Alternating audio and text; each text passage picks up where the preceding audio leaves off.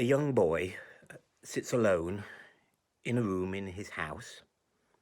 His father's died, his mother has remarried, and his stepfather is unkind to him, keeps him indoors. And in that room, he has smuggled away some books of his father's that nobody else is interested in. And he reads those novels and then even impersonates some of the characters as a refuge, as a place to be. This was, he says, my only and my constant comfort.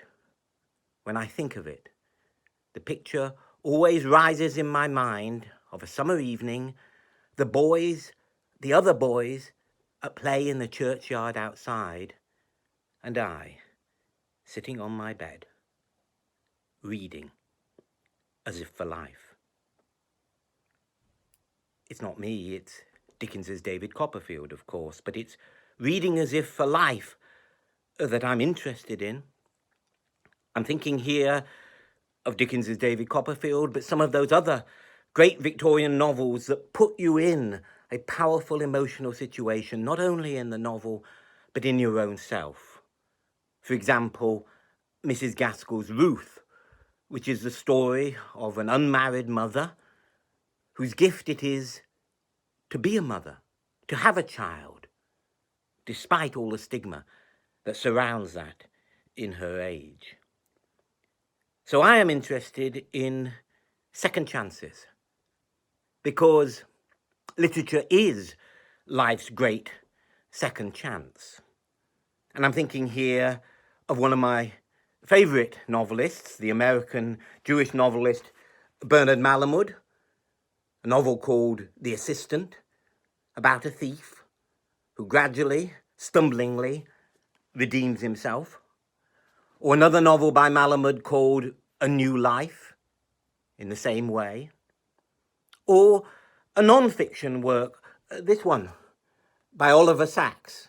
I think it's his best work, A Leg to Stand On, about having an accident, a fall on a mountain, and then the struggle to recover, not just physically, but mentally, to get a renewed chance at life.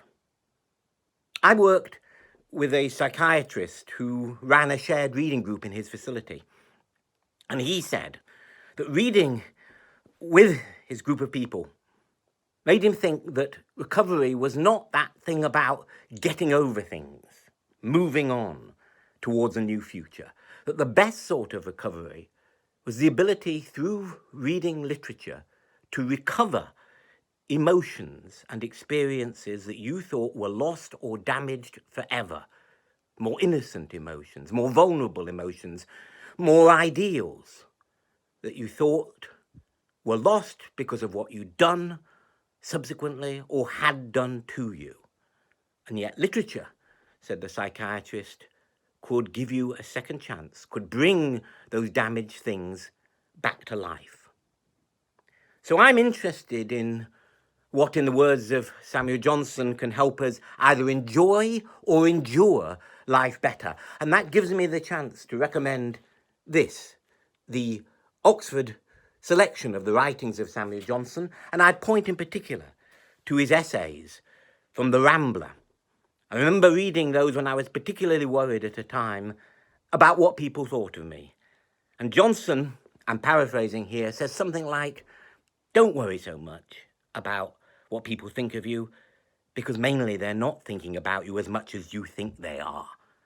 That's typical of Johnson's sanity, giving you good bad news, not cheering you up, but giving you something solid to think about that gets things into greater perspective.